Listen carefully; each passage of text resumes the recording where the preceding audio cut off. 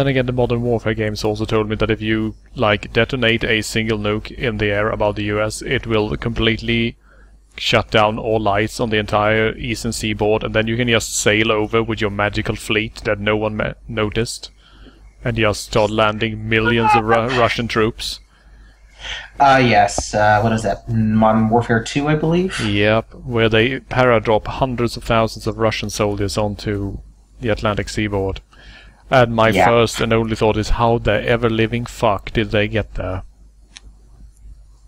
I mean... I was about to say, because, honestly, you're flying from Russia to the States. You're going over Europe as a whole. How would they not notice this? Yeah, I mean, did someone maybe give a phone call on the, hey, by the way, there are like hundreds of Tupolev bombers passing by overhead here, and they're heading out over the Atlantic. Do you know what is up with that?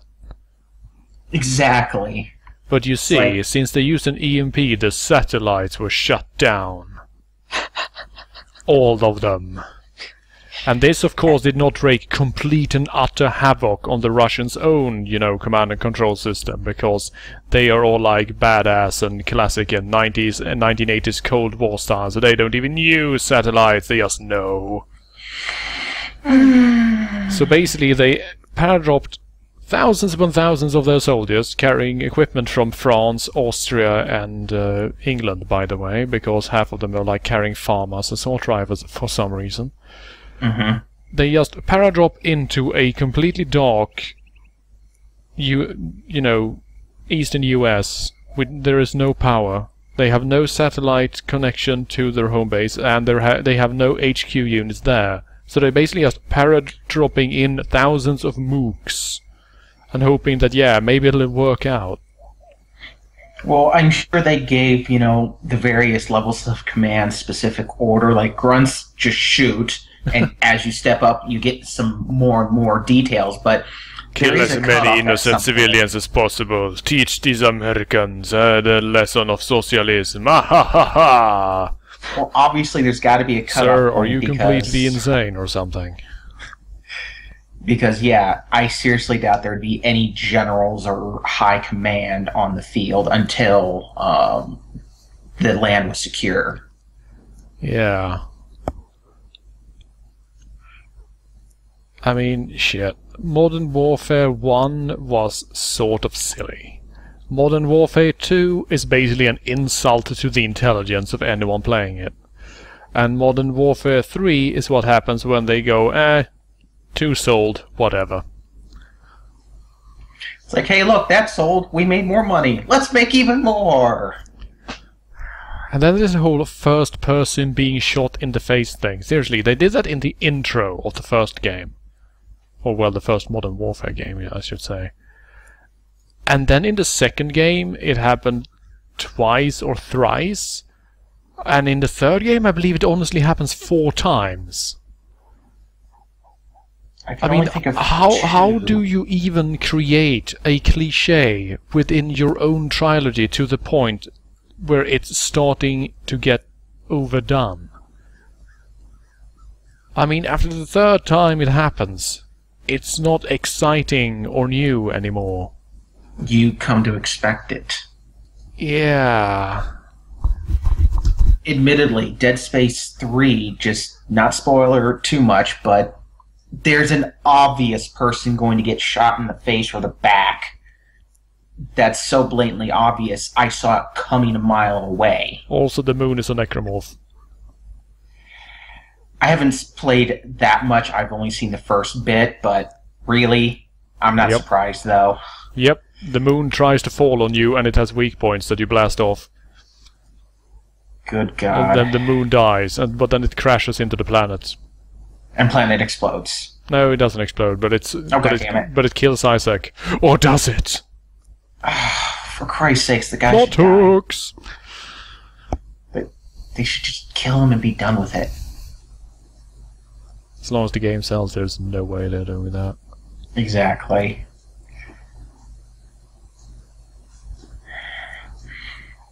And everything has tentacles, apparently. Yep. That's what somebody said. It's just like, really? No. mean, it goes back to our conversation, I believe it was last Saturday, about making blades on stuff that is there for simply show. Yep, than elbow actual blades. use. Elbow blades on everything. So is the enemy actually going to use the elbow blades? No. They just look really cool. rad. It's like high-tiered armor in MMORPGs where like they stop covering the belly and arms, but they have spikes and pauldrons that are the size of, you know, a regular size breastplate. So that you can't actually turn your head, you can't see to the left or right. I mean, sure. I mean, the rule of cool applies to armor in games. Sure, I understand that. But at a certain point, you have to realize that the armor you've designed is so impractical that wearing it will basically be like asking to be killed in the first fight you get into.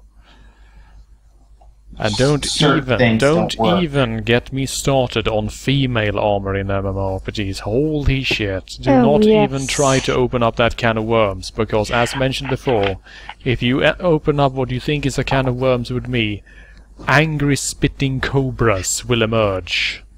Actually, you know what? I was going to say something that I'm thinking wasn't going to open the worm, but I'm thinking it will, so I won't say it. Yeah. Yeah, because I'm an angry nerd. An angry, well-educated nerd that knows things, which makes me even worse. Let's detract from that for a little bit then, and let's go to something else. I have a question for you, Arthur, about your personal opinion on something. Shoot. Path of Exile. Your thoughts? Path of Exile. I will openly admit that I have not gotten around to playing it yet. Okay. But I will say that from what I've seen, I am honestly quite impressed that they have managed to create what they have managed to create, going by the resources available to them at the relatively small team. And I'm also impressed that they actually open it as a free-to-play game and have been basically betting the house and everything attached to it on people making these donation-style pre-orders. I mean, it took balls basically to use their approach, but it seems to be working out for them, and I'm glad. I'm glad. Well, I actually just started playing it a couple days, like 2 days ago, and at first glance, it's not bad. Admittedly, I'm going to sit here and have to use D3 as a reference because that's pretty much what it's supposed to be, is a D3. What people are claiming is it's what D3 was supposed to be. Yeah, Diablo 2 version 2.0, basically. Yeah, that's what they're supposed to be claiming. That's what people are claiming. I have to admit, there are certain things I don't like about it. First and foremost, dungeon areas, since it is an MMO, you are on you're not on dedicated or I shouldn't say dedicated servers. You don't create your dedicated world, and only you and your friends who join are there. The central hubs towns, they're open world, so you can see up to 20, and that's okay. I don't mind that. But because you're doing that, you're springing off into instances. If you don't join a team, or just in general, when you make a new area, you create an instance. As you go along, if you leave an area for too long, it will automatically reset. So if you're going through like a 3-level dungeon and you only have access to like a waypoint on the first level, if you get to the 3rd level, the first level will be reset. So if you die and have to go back, you're going to have to go back through the entire first level again just to get there. And right. I don't exactly like that. I kind of wish it was, I do kind of wish it was like the Diablos. It stays until you quit the game or actively reset it yourself. So, because I was actually having that frustration this morning when I was playing. I actually lost a couple of items because I was killing guys, got overwhelmed, died, and then had to go back to the previous level, which had gotten reset, so I had to re-find the stairs back up, and by the time I got back up, that level had reset. Oh dear. Yeah. That is a very, very valid criticism, because I agree, because if you're going to instance something in this manner, then the instance should basically remain intact until the player decides to leave for at least a sensible amount of time, like we're talking hours of gameplay elsewhere, or choose to reset it such that your party could do in various older MMORPGs. Because I mean, there's really no gameplay or storyline explanation for it either. It's like, well, you turned your back and then 300 monsters reappeared from the floor. They emerged from cracks in the walls or something. Doesn't really make sense. I was simply, in my own mind, I was attributing it to forced grinding. And that's kind of not a good thing. If somebody wants to grind, it should be at their own. It should be at their choice, not forced upon them. Then again, I can understand if they want to basically extend the early game a bit, because from what I understand, they have made the first act really long on purpose. Because since the game honestly isn't done yet, I mean, it's honestly not done yet. I mean, it's still open beta at the moment, and they're doing their damnedest to add more content. There really is no hardcore end game yet, so they probably want to stress test the opening levels as much as possible and see basically what builds people go with, and then continuously add content at the end, hoping that the main clump of players doesn't actually catch up with them. Now, I would have preferred if they were actually honest with this and basically said that please don't play the game for 12 hours a day, because you will hit the development wall that we are constantly pushing forward. But I can also understand that it's very difficult from a press standpoint to actually tell your players, by the way, try not to enjoy the game too much because you will run out of game. That's not really a winning marketing direction. Well, I don't know what the supposed level you're supposed to get out of Act 1 is, but I think I got out around 17 or 18. So, because I literally, right before stream, I was playing Exile this morning, and I pretty much I finished Act 1, got to the very beginning of Act 2, and went, oh, stream's up. Okay, I'm done. That's basically how I play video games these days. I play something for 45 minutes and then I look at the clock and oh shit, right, I'm supposed to be streaming. Actually, I was playing it for a few hours, but that's besides the point. See, you're the problem. If you didn't play so much, then you wouldn't have a problem.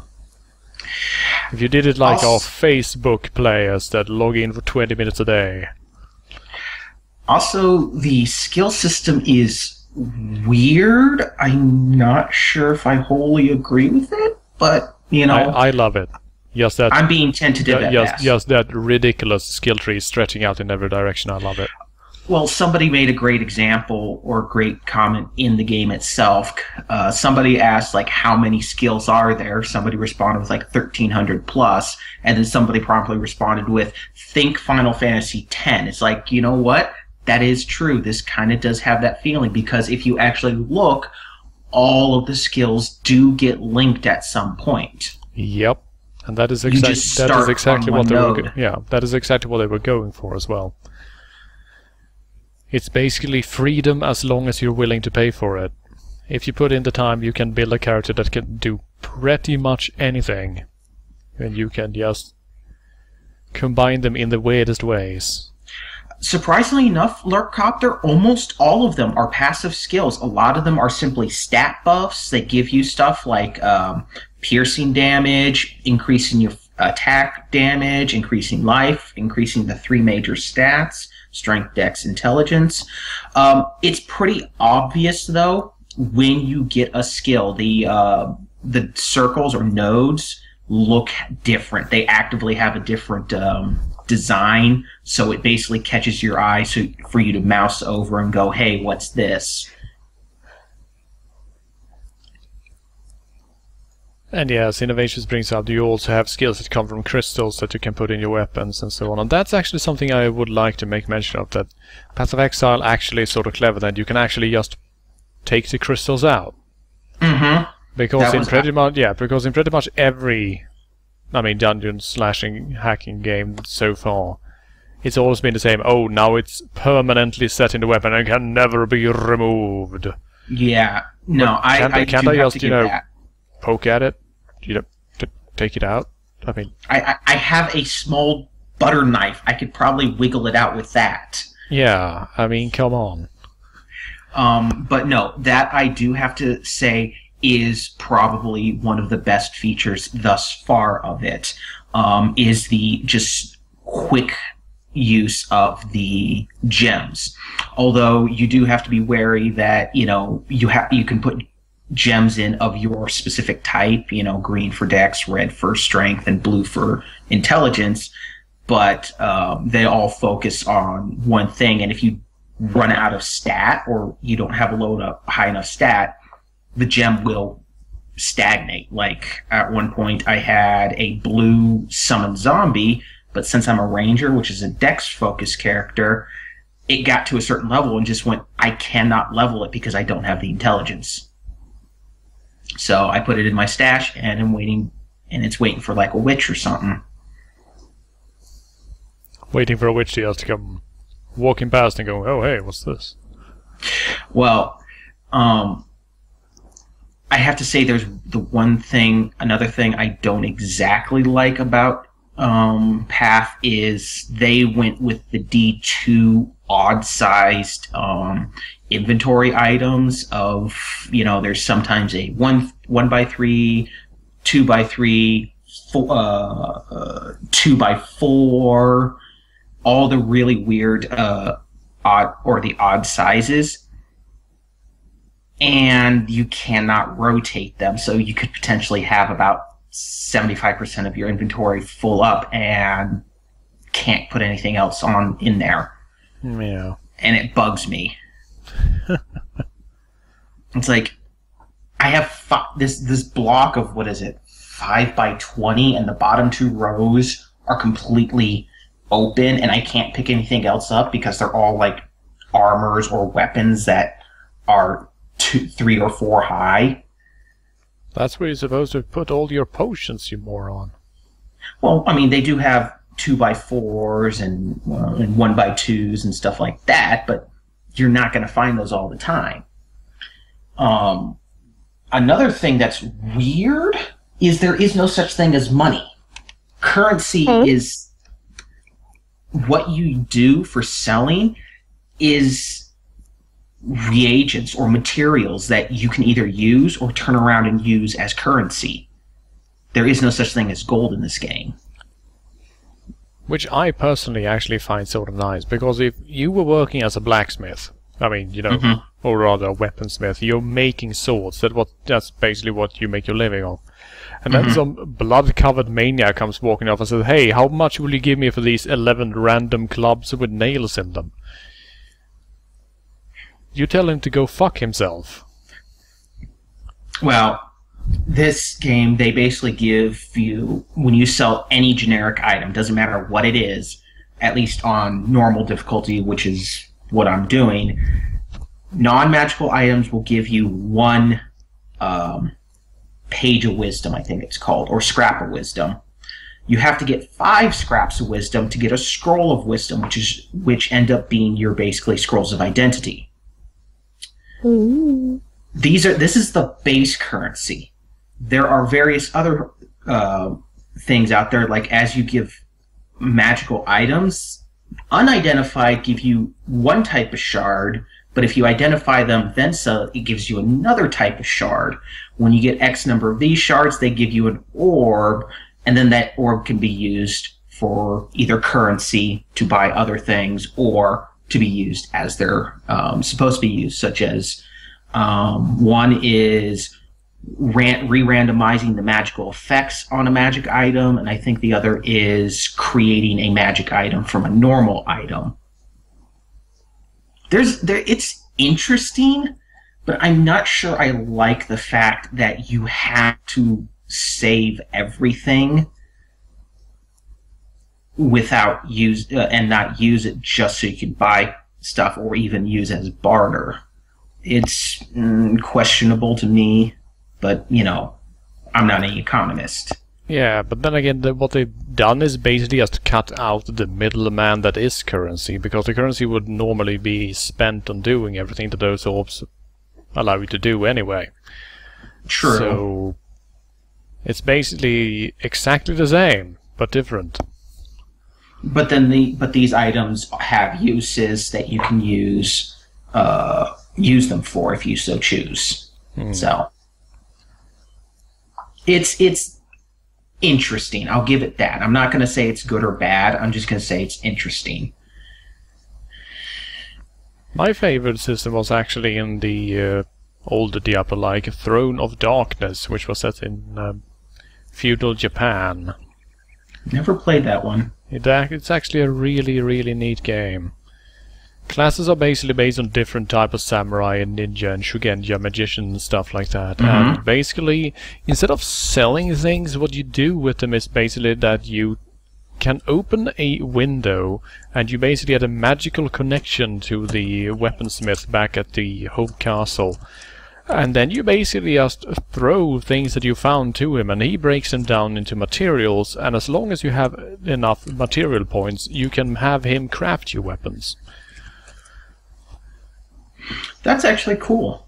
Yeah, you basically just keep throwing shit at him, and you get more and more and more and more points, and that, as long as you're willing to save them up, you can get all kinds of nice shit, actually. Which, in my opinion, makes a little more sense, because as the game brings up, I mean, there are literally demons attacking the castle and murdering everyone, and you save this guy's life, and he basically says, okay, you know what? I will do everything I can to help you, because if you fail, I die, and that will be a bad thing, so just give me the materials I need and I'll craft you anything you desire. Which makes sense. Yeah. Unlike in, for example, the final act of Diablo 2, when you are, literally in hell. And the angels themselves go, well, good luck with defeating Diablo. By the way, give me 1 million gold coins. Yeah. And what the hell do you even use that shit for? You're an angel. You don't eat. You don't drink. Exactly. I mean, I understand. But yeah, Throne of Darkness was actually pretty neat. Especially since all the characters play differently, and they also had different approaches. And I really like the Hatamoto, which is basically the officer of sorts. And if his inventory fills up, he will say, give it to a servant. It is a really dismissive manner. I just really like that. They just added a bit of character to everyone.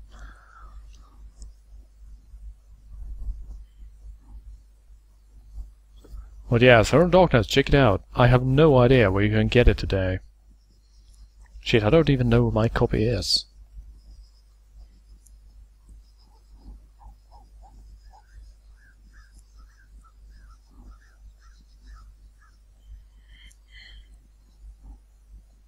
I don't think I had ever heard about any of those games. Except for Diablo, because I know what Diablo is. Yeah. Essentially, Throne of Darkness is one of those games that it got a little bit of hype for release, and then it's just one of those games that disappeared. I don't think I know anyone else who has even played it.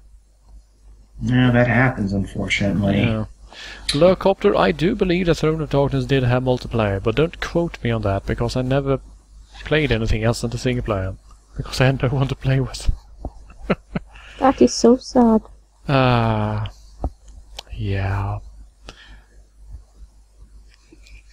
Also an interesting thing that I just want to note is that you could actually switch out the characters in your party, because you actually had a party of several characters to fight with. You had direct control of one guy, so to speak, and the others supported you actively, and they actually supported you really well. But you could also decide yourself how many guys you wanted to bring along, and if you wanted, you could switch them out. So Looks like you could have up to a party of 4 if the screenshots are anything to Yep.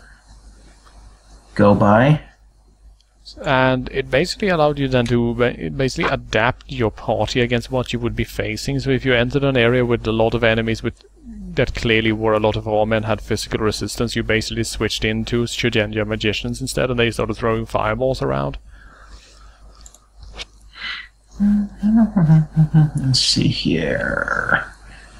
Amazon, of course, is selling it, I think.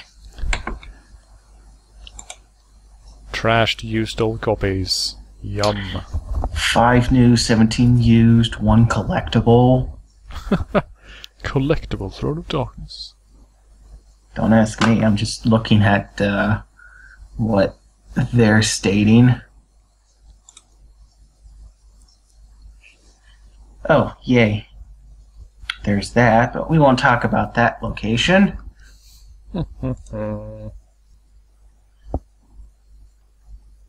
So there are copies, physical copies floating around, but you're going to be hard-pressed for them. Yeah, not something you'll pick up at the local GameStop. Mm-hmm.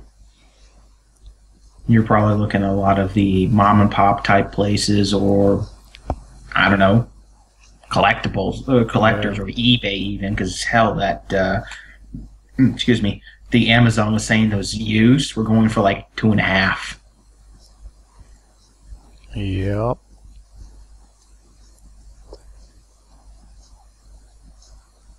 Still, maybe my local supermarket will bring them in. I mentioned this before on the stream, but my local supermarket is really weird because apparently some company here in Sweden just managed to dig up some old, PS2 games that never sold. So if you walk down to my local supermarket, you can buy Resident Evil 4 for PS2, Dragon Quest 8, Kingdom Hearts 1 and 2.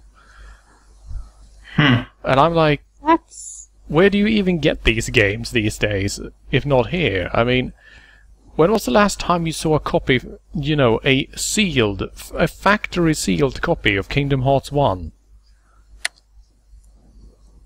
Yeah, I was about to say, sealed copy? You don't find those anymore. Yeah. I'm actually just tempted to pick up a few of these games just, to maybe sell them on later, because, I mean, these are brand new factory sealed that have just been sitting in a warehouse somewhere for like 10 years. Damn. That's odd. Where did they get them? I don't know. I bet it's the same company that published Samurai Western all of a sudden, because that's also one of those games that I, never got an official release here even. And then suddenly some no-name company imported it, and they sold like 500 copies in the European Union. And I just happened to find one of them in my local supermarket. It was just standing there, Samurai Western, and I've been looking for that game for years. I'm assuming you snatched it up. I snatched it right away. I've beaten it on stream, by the way. Oh, I must have missed that one. Game's hilarious. And most interestingly, it has all the voice actors from Metal Gear Solid 2, except for David Hayter. Because he's a hater? Probably because he was busy with something else.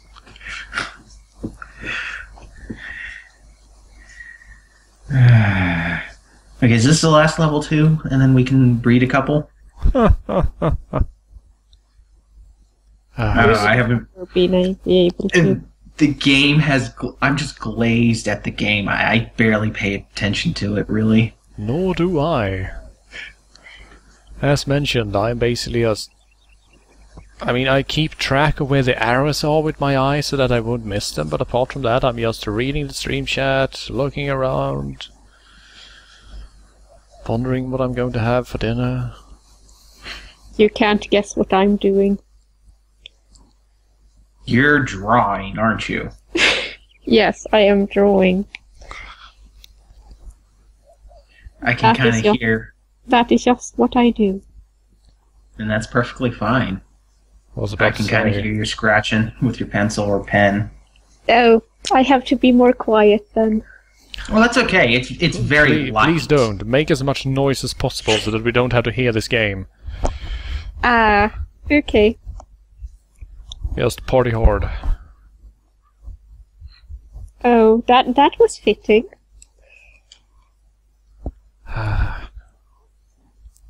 Still, again, I do live a life of duality in a sense, because, one moment I'm at the gym, and I'm moving these insane, kinds of weight. I mean, I deadlifted 170 kilograms today. That's Nice. roughly, 375 pounds, something like that.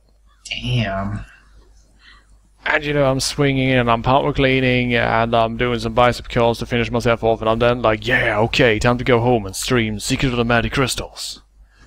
And then I sit down and play this fucking horse game for 2.5 hours, and I just realize, why is there no focus in my life? Why am I going in every direction at once? This makes no sense. Oh my god, that's actually amusing to hear. To just hear it. I mean, chalk up your fist, deadlift 375 pounds, get some high fives from the other swollers walking around, and then you're like, yeah, sorry guys, I gotta go, you know, I gotta stream some Secret of Magic Crystals for the internet, just well off. It's like, no one must know my secret. No one must know your secret, Crystal. They'll want it, I'll steal it. Yeah.